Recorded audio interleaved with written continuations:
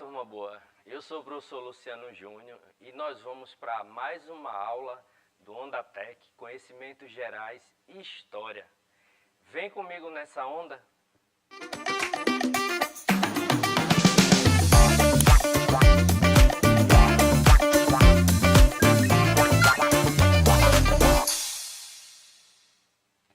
Pois bem, na nossa aula de hoje, nós vamos tentar compreender o que foi a escravização moderna, a resistência negra e a formação dos quilombos.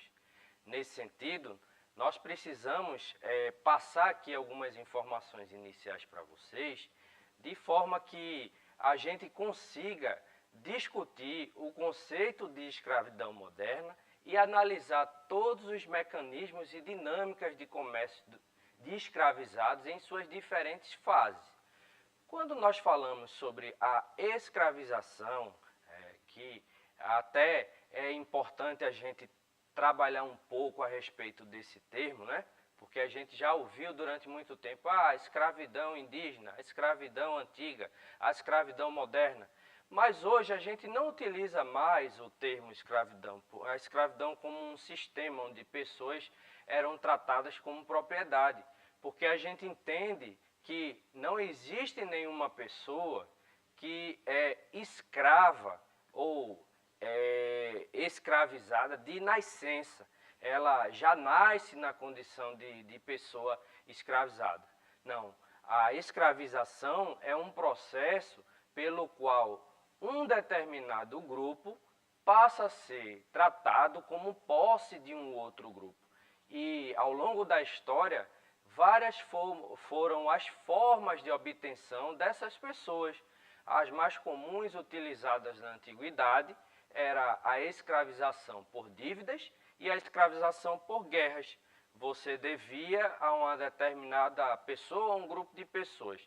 Não tinha condição de pagar a sua dívida, a punição para aquilo era se tornar serva, né, ou escravo daquela outra pessoa. E no caso de uma guerra, um determinado território entrava em guerra com outro. Quem perdia a guerra geralmente era escravizado pelo vencedor. No caso do Brasil, o processo de escravização ele começou no século XVI, já com a colonização portuguesa. Os portugueses chegam ao Brasil e pouco depois da sua chegada, eles começam a iniciar um processo pelo qual eles tentam subjugar as populações originárias, né, os povos indígenas que aqui existiam, aplicando para aquela população trabalhos, né, forçados, né, colocando-os numa situação de escravização. Não deu muito certo com os indígenas, dentre vários fatores pela questão da resistência, e eles resolveram trazer para o Brasil povos africanos que já eram escravizados pelos portugueses, mas eles trazem aqui para o Brasil essa população africana. Então, milhões de africanos foram trazidos à força para trabalhar, especialmente nas lavouras de açúcar, café e mineração mais na frente.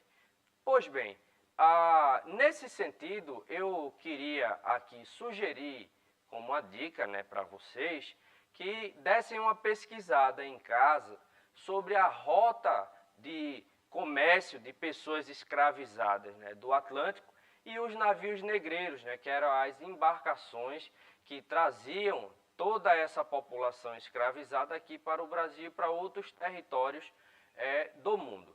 Isso aí fica como uma dica de pesquisa para vocês. Mas, chegando aqui, como era a vida dessas pessoas escravizadas? Primeiro, trabalho forçado, sem salário e sob violência constante. Vejam, hoje um trabalhador, dentro das dinâmicas da legislação trabalhista no nosso país, ele tem uma carga horária em média, né, de 8 horas de trabalho por dia. Mas na época em que essa população foi trazida aqui para o Brasil, elas começavam, né, os negros e negras começavam a trabalhar quando nascia o sol e eles trabalhavam exaustivamente nas lavouras de cana-de-açúcar, né, nas demais atividades, até muitas vezes depois do pôr do sol. Eram cargas de trabalho por dia que ultrapassavam às vezes as 12 horas de trabalho. E isso de domingo a domingo, sem nenhum salário, sem nenhum direito trabalhista e ainda submetidos à violência em caso, né, de protesto, em caso de revolta, em caso de negativa, né, de determinado tipo de trabalho, né, quando eles não queriam realizar determinado tipo de trabalho, inclusive como forma de resistência, eles eram submetidos a castigos. Então, nesse sentido, eles eram submetidos a essa dinâmica de trabalho forçado, né, sem direitos nenhum. Outra questão que a gente pode observar é que eles viviam em senzalas, né, com pouca comida e más condições de vida. Vejam, existe aqui no nosso estado, né, nos municípios, né, que circundam, né, a nossa capital, algumas usinas de açúcar que ainda mantêm, por exemplo, para questões de visitação, a arquitetura, né, da época colonial. Então, ao visitar algumas dessas instalações, a gente verifica, né, que as senzalas onde eram colocados, né, as pessoas escravizadas, elas tinham apenas, né, quando muito, 2 portas, 3 portas, né, sem janela, e os negros e negras eram, depois de um dia exaustivo de trabalho, eram colocados ali dentro e a porta era trancada pelo lado de fora, de forma que eles não conseguiam ali, né, sair daquele local. Eles passavam a noite ali e em um local com condições assim bastante insalubres, né, muita umidade, né, calor na época do verão, né, e frio na época, né, das chuvas. Então existia tudo isso.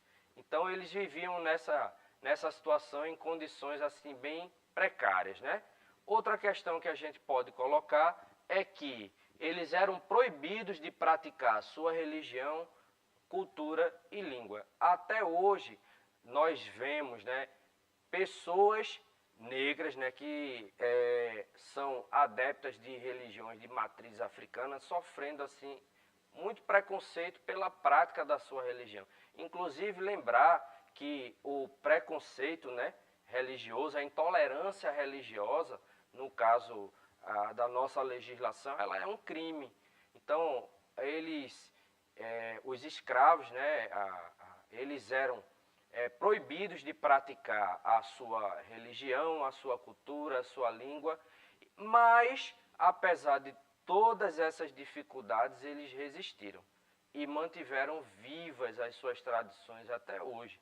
Então, existiam algumas formas de resistência, né, que eram utilizadas pela população negra escravizada, que iam desde a sabotagem do trabalho, ou seja, ou ele fazia o trabalho, né, de todo jeito, de assim, mal feito, ou tentava não fazer aquele trabalho. A fuga das fazendas, né, a própria prática das suas religiões, como o candomblé, por exemplo, era uma forma de resistência, de manter viva a sua cultura, também manter viva a sua cultura por meio das danças, das músicas, línguas, né? E ao fugir, né, das senzalas, né, ao fugir dos engenhos, eles se refugiavam em locais formando, né, quilombos, né, que eram locais de resistência. Então existiam essas formas. Pois bem, para ver se vocês entenderam o que a gente vem falando até agora, vamos analisar uma questão sobre esse tema. E a questão diz assim: sobre o processo de escravização no Brasil, assinale a alternativa correta. Aí, letra A. Os povos escravizados no Brasil eram amparados por lei com relação a castigos físicos. Portanto, essa prática desumana não acontecia com eles. Letra B. Os povos escravizados foram, desde o início da colonização, exclusivamente homens vindos do continente africano. Os povos indígenas brasileiros nunca foram escravizados, pois os padres jesuítas os viam como indivíduos que precisavam ser catequizados. Letra D. O fim da escravidão no Brasil aconteceu logo nos primeiros anos da colonização, por conta do alto custo que os donos das fazendas tinham para manter um escravizado. E a letra E. A escravização de pessoas aconteceu, em sua maioria, com povos vindos do continente africano, apesar de os indígenas também terem servido de mão de obra escrava. Mas e aí? Como é que a gente responde essa questão? A partir do que a gente estudou até aqui, a gente percebe que a escravização, embora seja um costume muito antigo, no que tange à escravização moderna, que chega aqui, né, no nosso território com a colonização portuguesa, não apenas os povos originários que estavam aqui, os indígenas, como os africanos que foram trazidos mais na frente, eles foram escravizados.